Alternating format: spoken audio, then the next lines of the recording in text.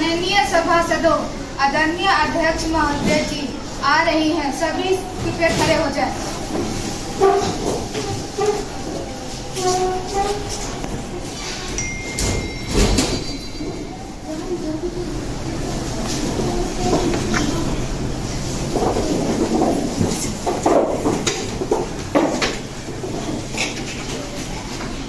Honorable members, a very good morning to all of you. I welcome you all to the budget session of National Youth Parliament, Kishore Sabha. I hope this will be fruitful. We begin to this session with oath or affirmation. We begin to this. Would you like to take oath, please? मैं सुश्री मधु कुमारी युवा संसद की लोकसभा के सदस्य निर्वाचित हुई हूँ। मैं शपथ लेती हूँ कि मैं विधि द्वारा स्थापित भारतीय संविधान के प्रति श्रद्धा और निष्ठा रखूंगी। मैं देश के प्रभुसत्ता और एकता को बनाए रखूंगी तथा मैं जिस पद के लिए ग्रहण करने वाली हूँ उसके कर्तव्यों को श्रद्धापूर्वक निर्वहन करूंगी।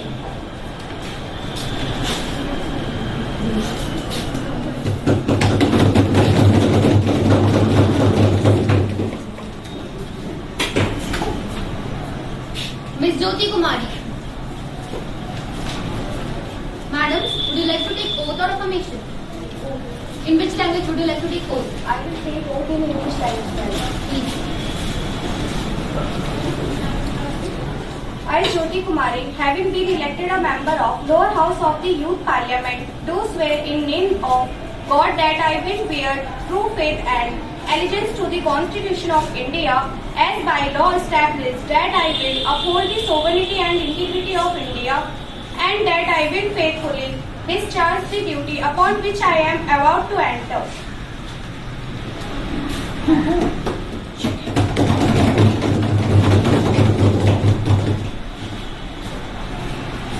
Honorable members, with great sorrow and regret that I inform the House about the sad demise of former Chief Minister of Punjab Shri Prakash Singh Badal on 25th April 2023. He was born on 8 December 1927. He was 95 years old. He was awarded second highest civilian award, Padma Vibhushan, in 2015 by the Government of India. माननीय सदस्यगण एवं अध्यक्ष महोदया, मैं प्रकाश सिंह बादल जी के शोक निधन पर गहरा शोक व्यक्त करते हुए दिव्यांगत आत्मा को श्रद्धांजलि अर्पित करती हूँ। वह एक सशक्त राजनेता थे जो पंजाब प्रांत के 8 बार मुख्यमंत्री रह चुके हैं। उनके योगदान को हम हमेशा याद रखेंगे। The House may stand for a while in silence. बोलो। माननीय अध्यक्ष जी, मैं आपके और सदन के द्वारा अर्पित की गई श्रद्धांजलि में स्वयं को और अपनी पार्टी के सदस्यों को संयोजित करती हूँ। श्री प्रकाश सिंह बादल जी का निधन भारतीय राजनीतिक एवं देश के लिए गहरी क्षति है। उनकी शोक संतृप्त परिवार के साथ हमारी संवेदनाएं हैं। The House may stand in silence for a while to express our deep sorrow.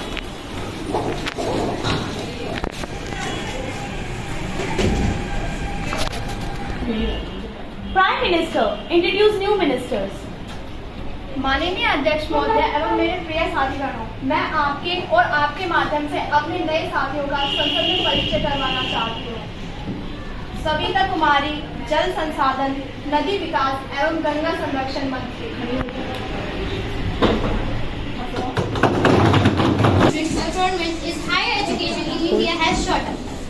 Women enrollment in higher education, which was less than 10% of total term of women enrollment, followed by the Kerala 56.8%.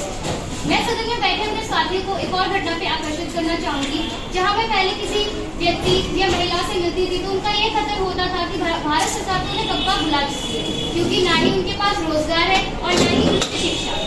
परंतु आज के राज्य मेघालय में women enrolment ratio 51.8% है, जो कि यह दर्शाता है कि हमारी भारत सरकार द्वारा स्थापित की गई नीतियां और कारगर साबित हो गए। वैसे मैं एक और बात कहना चाहूंगी, भारत सरकार द्वारा कंप्यूटर शिक्षा की योजना भी लागू की गई है। As regarding the question about the schemes introduced, the Department of Education in 1961 to 1962 introduced Nation Merit Scholarship schemes to provide financial assistance to meritocracy student to low-income families to meet a part of day-to-day expenses while pursuing higher education, and during 11th year plan period, it has an approved outlay of rupees 1,000 crore. This scheme is awarded on basis of result of senior secondary exam out of 82,000 fresh scholarships per annual 41,000 for our girls. The government has India 02 Miss Rashmi.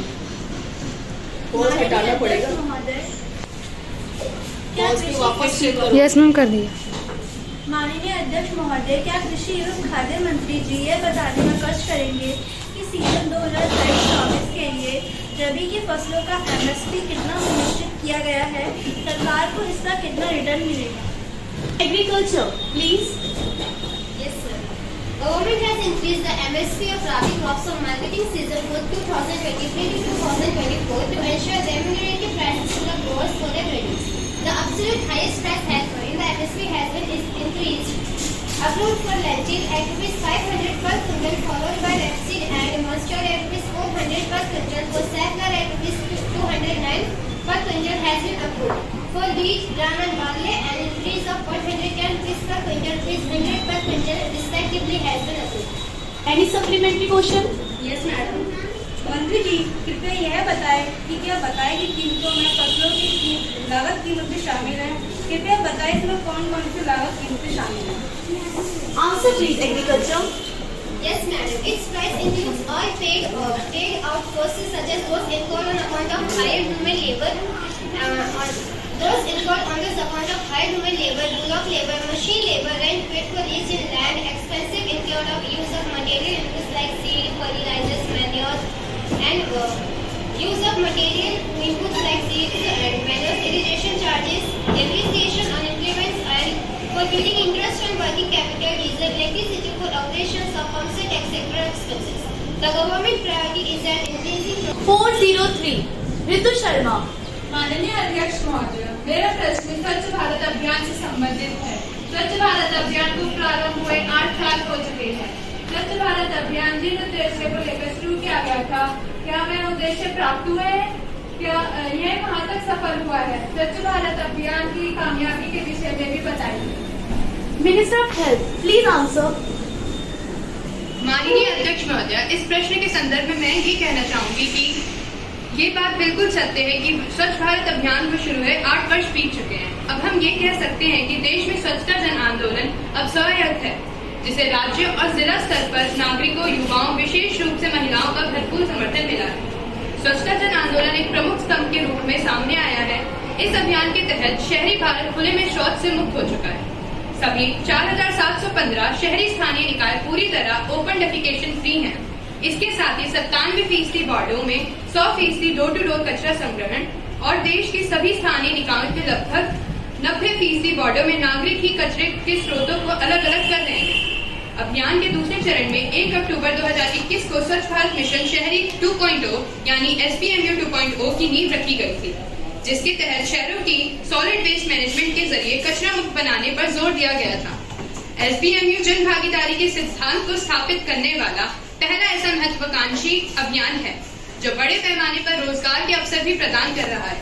कचरा मुक्त शहर बनाने के शहरी विकास और आवास मंत्रालय ने 10 लाख से ज्यादा आबादी वाले शहरों। Question number 404, Miss Meenu. Honorable Speaker Madam, I will the Minister be pleased to state whether it is a fact that sex selective abortions happen in small clinics and nursing homes which operate illegally, if so the details thereof. Whether it is also a fact that the Medical of India has also asked all the concerned to inform Medical Council about any unethical act or medical misconduct, and if so, the details thereof. Minister of Health and Welfare, please. The Government of India enacted Preconception and Prenatal Diagnostic Techniques Act 1994. This act provides prohibition of sex selection before or after conception. It regulates the misuse of a prenatal diagnostic techniques for sex-selective abortion, leading to female feticide. The Medical Council of India has issued instruction to the principal of all medical colleges, Director General of Health, State Medical Council, to take action with regard to any complaint received against a medical doctor for accepting commission As per instruction, the concerned state medical council should take immediate action against unnecessary ultrasonography, illegal abortion, etc. Further, the government of India has issued Beti Bachao Beti Padhao scheme to stop female feticide and balance the declining sex ratio in India. Thank you. Question number 405, Miss Khushi. Honorable Speaker, Madam, किसी का भी गिरे यहाँ नस्ल आदाम का कानून है, बच्चे सरहद के पार ही सही, पर किसी के दिल पर। माननीय अध्यक्ष महोदय, क्या माननीय रक्षा मंत्री मुझे यह बताने की कृपा करेंगे कि विगत 3 वर्षों के दौरान भारत पाकिस्तान सीमा पर गोलाबारी में कितने नागरिक एवं कितने जवान शहीद हुए हैं? सरकार की ओर से परिवारों को कितना मुआवजा? 405, Miss Khushi. Honourable speaker madam, खून किसी का भी गिरे यहाँ नस्ल ए आदाम का खून है, बच्चे सरहद के पार ही सही, पर किसी के दिल का सुकून है। माननीय अध्यक्ष महोदय, क्या माननीय रक्षा मंत्री मुझे यह बताने की कृपा करेंगे कि विगत 3 वर्षों के दौरान भारत पाकिस्तान सीमा पर गोलाबारी में कितने नागरिक एवं कितने जवान शहीद हुए? प्रश्न दूसरा, सरकार की ओर से शोक संपन्न परिवारों को कितना मुआवजा दिया गया है और सरकार की ओर से इस प्रकार की गोलाबारी में कितने रोकने के लिए क्या कदम उठाए जा रहे हैं? Minister of Defence, please answer. माननीय अध्यक्ष महोदय, विगत 3 वर्षों के दौरान भारत पाकिस्तान सीमा पर गोलाबारी में शहीद हुए सुरक्षाकर्मियों एवं नागरिकों के बारे में शहीद हुए सुरक्षाकर्मियों 2022 में 6, 2023 में 5 और 2024 में 4। मारे गए नागरिकों की संख्या 2022 में 4, 2023 में 6 और 2005 में 3। इस प्रकार की घटनाओं में शहीद हुए जवानों के परिवारों के लिए केंद्र सरकार की ओर से 50 लाख रुपए मुआवजे में प्रावधान है। सेना सामूहिक बीमा निधि कार्यक्रम के अंतर्गत अफसरों एवं GCO और OR के लिए क्रमशः 5 लाख रुपए एवं 25 लाख रुपए की बीमा योजना भी प्रावधान है। बहुत से मामले में मृतक शासकों सेनाओं के जवानों के परिवारों में विभिन्न सांस्कृतिक स्रोत जैसे कि प्रधानमंत्री राहत कोष, मुख्यमंत्री राहत कोष आदि से मुख्य कार्रवाई की जाती है। भारतीय सेना द्वारा इस प्रकार की घटनाओं को रोकने के लिए यथापेक्षित किया जाता है। इस तरह के मामलों में पाकिस्तान सैन्य के साथ हॉटलाइन ध्वज बैठकों के साथ सेना देशों में सैन्य महानिदेशक के बीच साप्ताहिक वार्तों में स्थापित तंत्र के लिए यथोचित स्तर पर उठाया जाता है। Question number ऑपरेशन कावेरी के तहत अब तक कितने लोगों को भारत वापस लाया गया है? Minister of External Affairs, please. माननीय अध्यक्ष महोदय, जैसे कि प्रश्न में बताया गया है उसके जवाब में मैं कहना चाहती हूँ।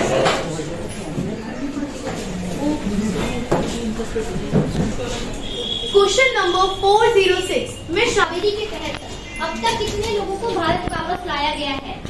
Minister of External Affairs, please. माननीय अध्यक्ष महोदय जी, जैसे कि प्रश्न पूछा गया है मैं उसके जवाब में कहना चाहती हूँ। हिंसा प्रभावित अफ्रीकी देश ईरान से ऑपरेशन कावेरी के तहत अब तक 1965 लोगों को भारत लाया जा चुका है। 13 देशों में से 2400 से ज्यादा लोगों को सऊदी अरब के जेदा पहुंचाया जा चुका है। 1965 लोगों में से 117 को क्वारंटीन किया गया है क्योंकि उन्हें येलो फीवर का टीका नहीं लगा। R is over. Papers will be laid down. Papers to be laid on the table by ministers, Minister of Social Justice, and empowered to drag a copy of notifications and annual report for the year 2022 to 23. Madam, I beg to lay on the table a copy of the annual report, Hindi and English version for the year. Secretary General to report message from Upper Chamber of Youth Parliament. Yes, madam. I have to report the following message. Chamber of Youth Parliament, in accordance with the provision of the rules of procedure and conduct of the business in upper house of the Youth Parliament, I am directed to enclose a copy of Prevention of Crimes in the Name of Honour and Tradition Bill 2010, which has been passed by the upper chamber at its sitting held on 6th April 2023. Secretary General to lay on the table a copy of the bill and passed by the upper chamber. Yes, madam. I lay on the table on the House the Prevention of Crimes in the Name of Honour and Tradition Bill 2010 as passed by the upper chamber.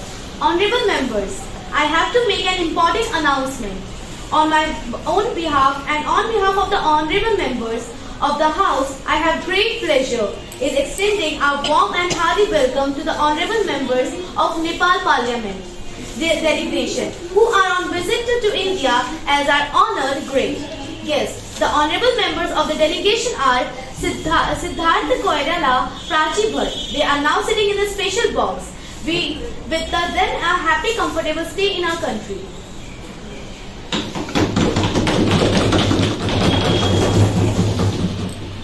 Now, let us take up the calling attention motion. Ms. Jyoti Kumari.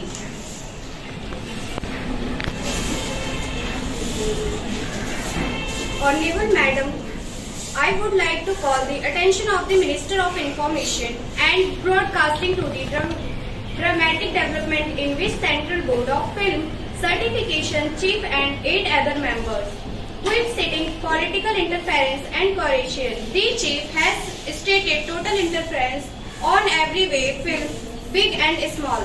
In the present, instead the Chief lays pressure religious groups on a film by a religious leader.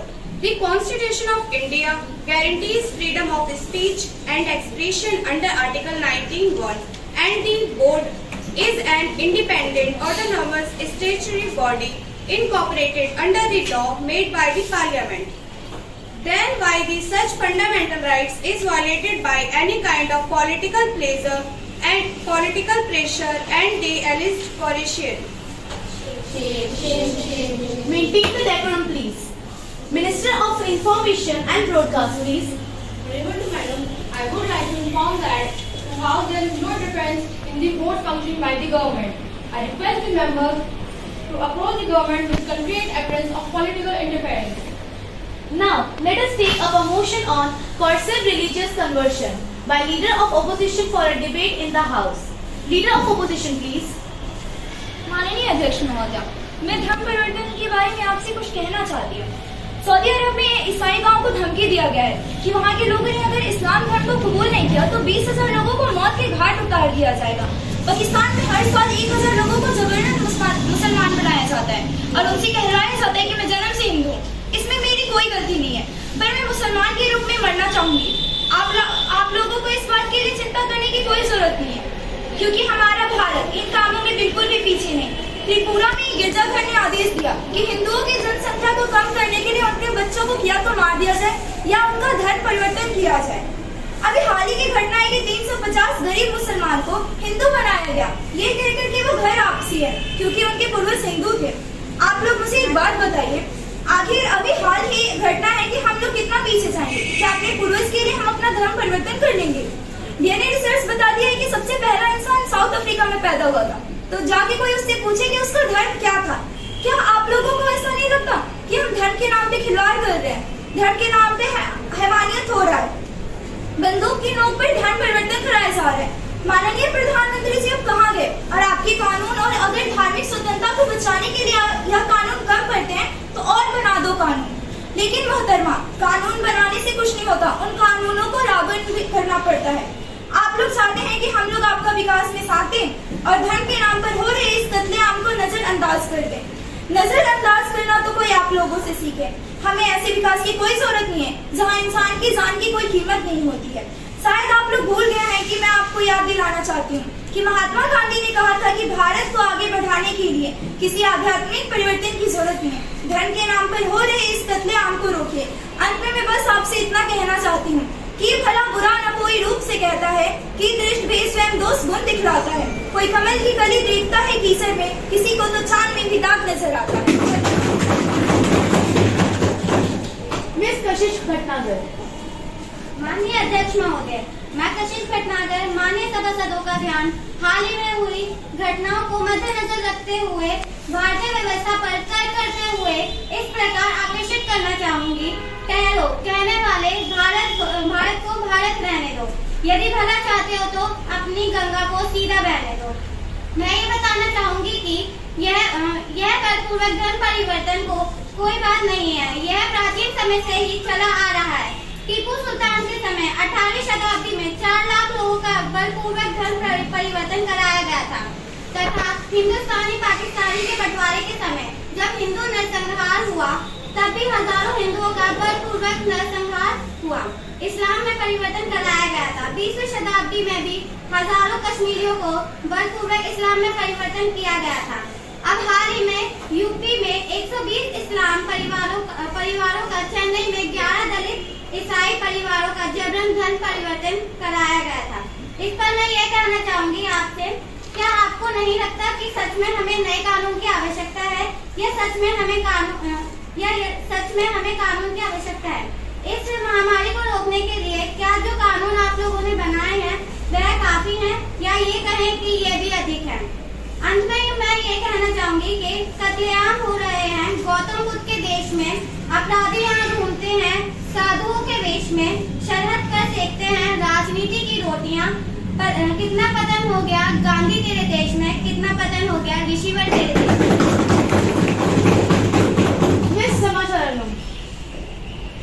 Honorable Speaker Madam and all my fellow members, शायद आपने बचपन से इकबाल की कविता की ये पंक्तियां तो सुनी ही होंगी। मजहब नहीं सिखाता आपस में बैर रखना, हिंदी है हम, वतन है हिंदुस्तान हमारा।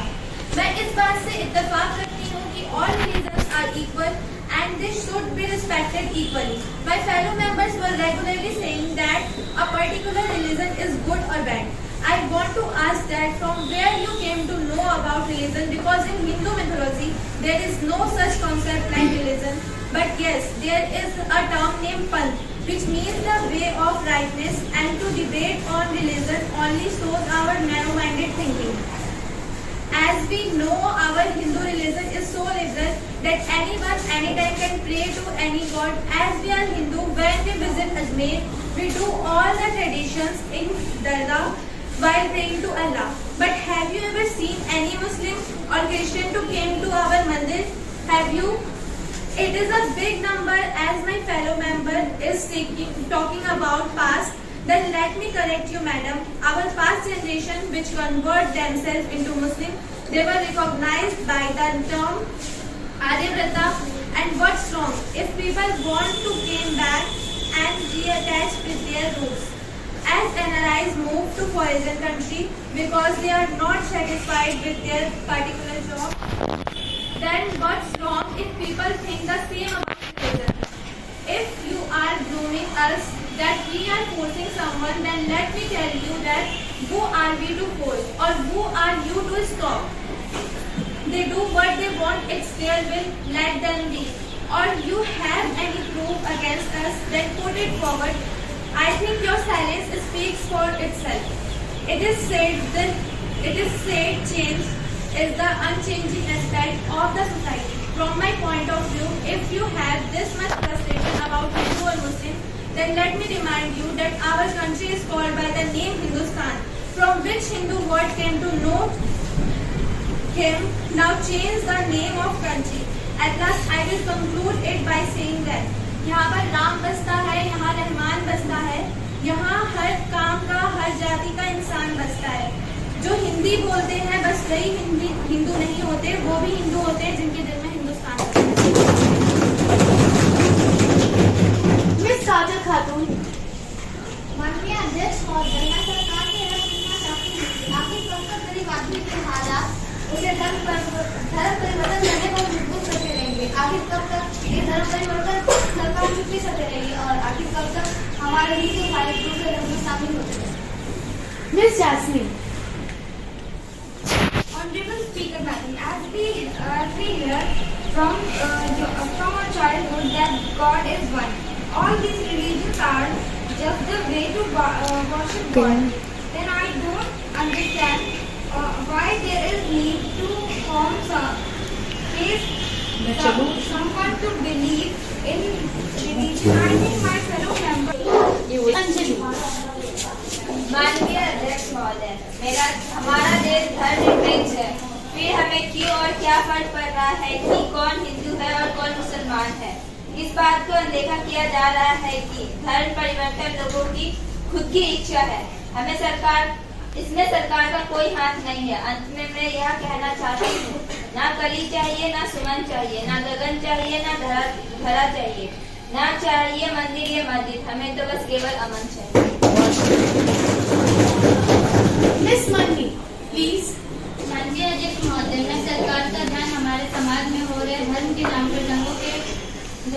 सूचित करना चाहती हूँ। मैं चाहती हूँ कि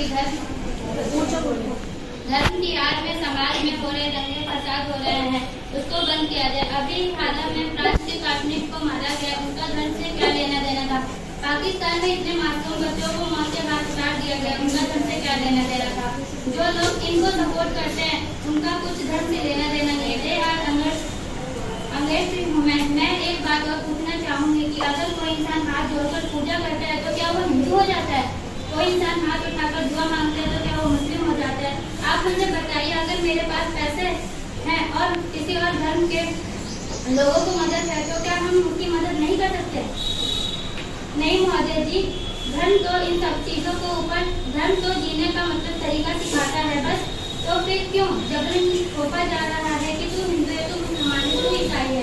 क्यों चंद पैसों के लालच लेकर लोगों को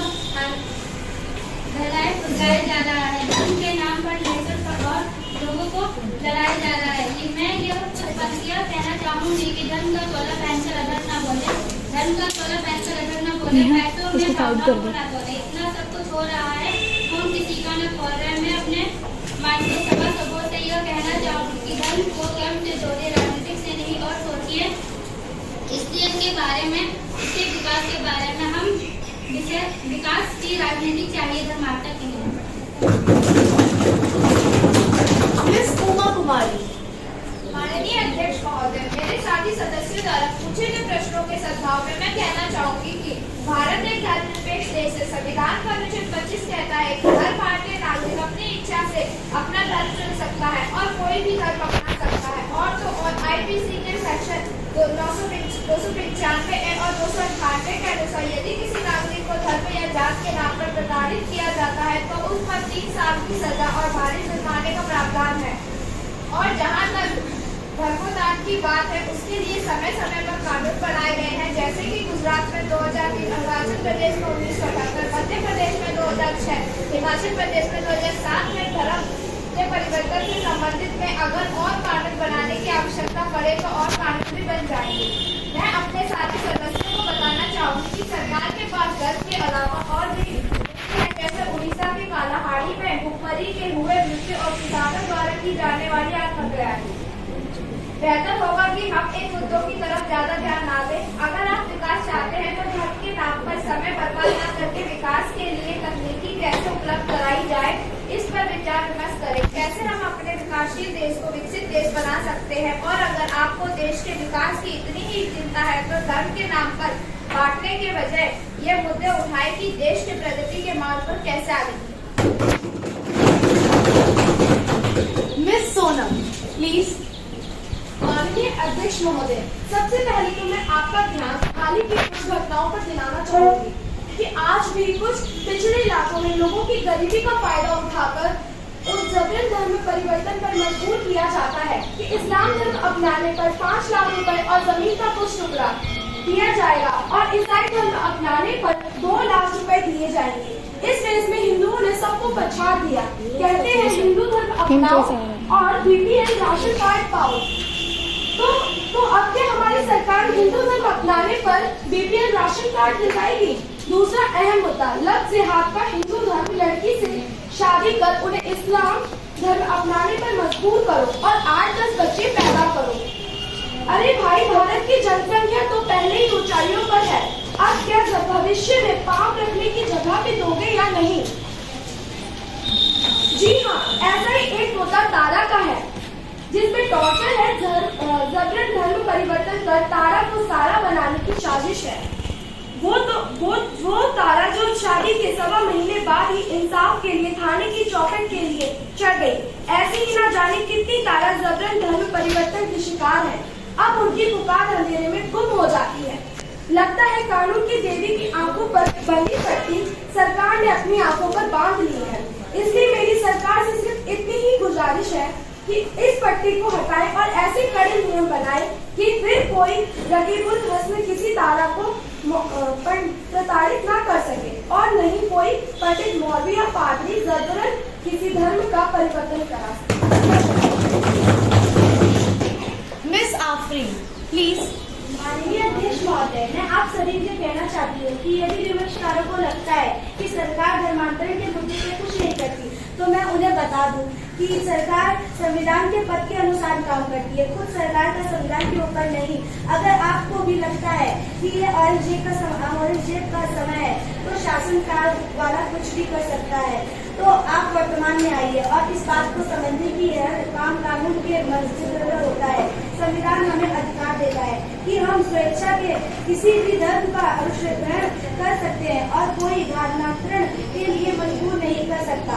और यदि लव जिहाद अग्रग्रह तारा को सारा बनाने की साजिश हुई है तो सरकार ने सभी संविधान के अनुसार उसके पति रकीबुल हसन और उसकी मां से जेल में चक्की पिसवाई है।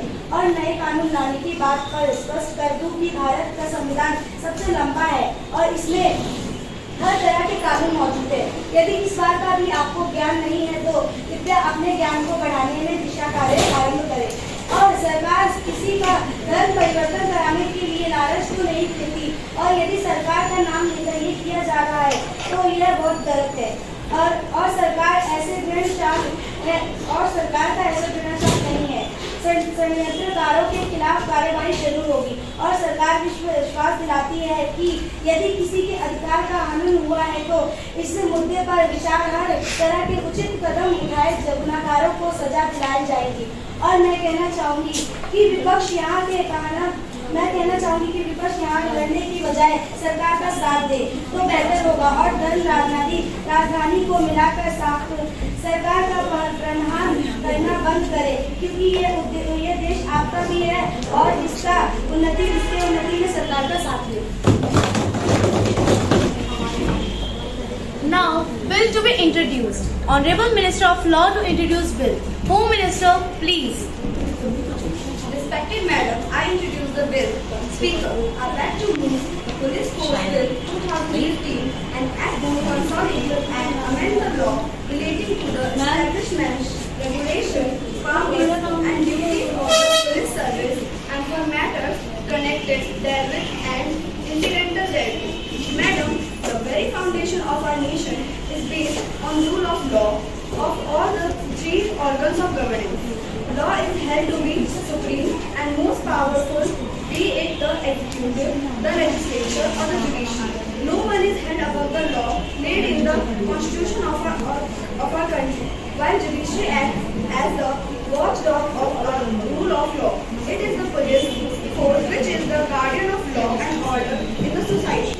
The police force is the protector of law on the field. The legislature may pass bills into laws, the courts may issue orders, the executive heads may come up with policy documents and direction. But it is the men in uniforms who acts as the spirit of these letters. Without the police, nothing can withstand. The charm of a diversified nation which has a unique blend of culture, language, tradition and religion.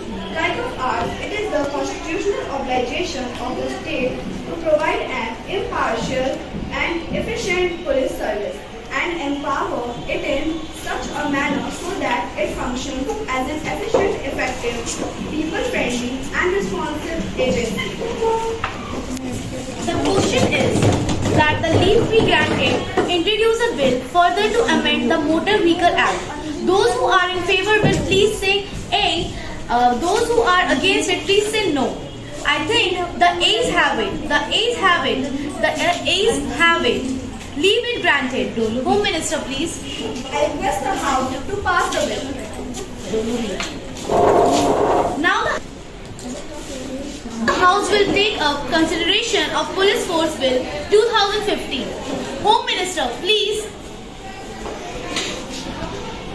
Speaker, I beg to move the Police Force Bill 2015 and act to consolidate and amend the law relating to the establishment, regulation, powers and duties of the police service and for matters connected therewith and incidental thereto.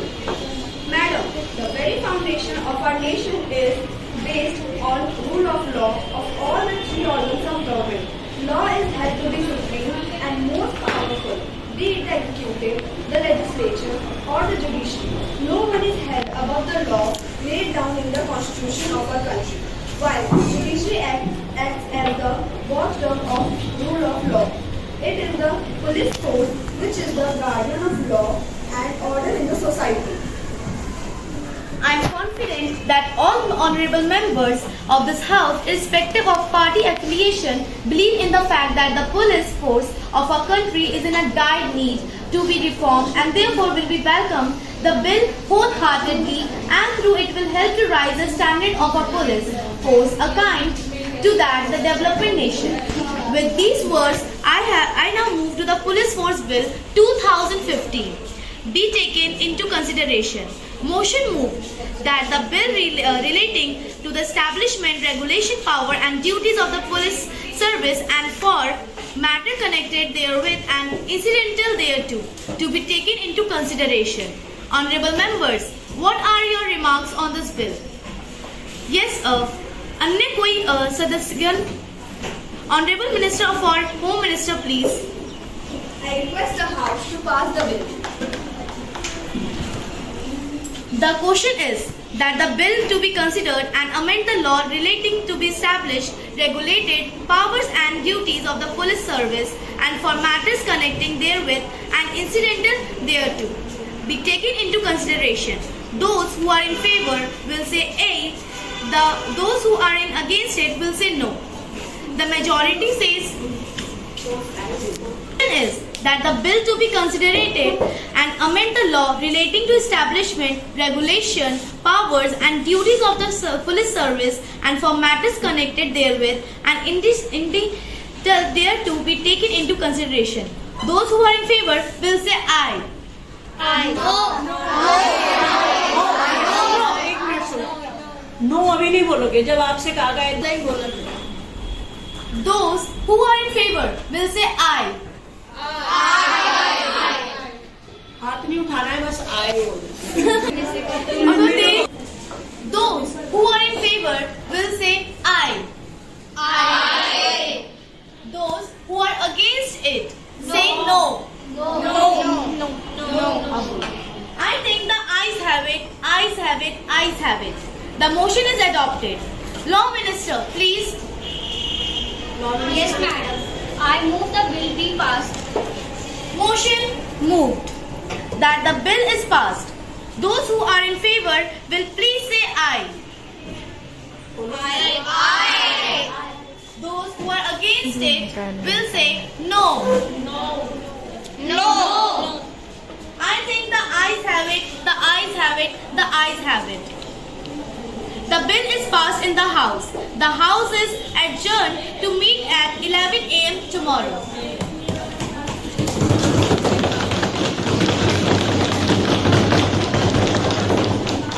खड़ी होगी, जाओगी। अब पिंकी वाला तो मुझसे collected. Please. माननीय अध्यक्ष महोदय, मैं अपने माननीय साथी की बात से सहमत हूँ। जैसे कि हम सब जानते हैं कि भारत एक धर्मनिरपेक्ष देश है और हम थोड़ा सा इधर देख के बोलो। थोड़ा इधर देख के बोलो। अधिकार छीन नहीं सकते। जब मेरे साथी ने सुविधाओं का सवाल उठाया तो मैं कहना चाहूंगी कि हम इस मुद्दे पर विचार कर रहे हैं। हमें थोड़ा समय दीजिए। हम देश को सुधारने में जरूर सफल होंगे। हम सबका कर्तव्य है कि हम देश के लिए सोचे, ना कि दूसरे में कमियां निकालकर उन पर तीखे व्यंग करें। और हाँ, मेरे साथी जो बात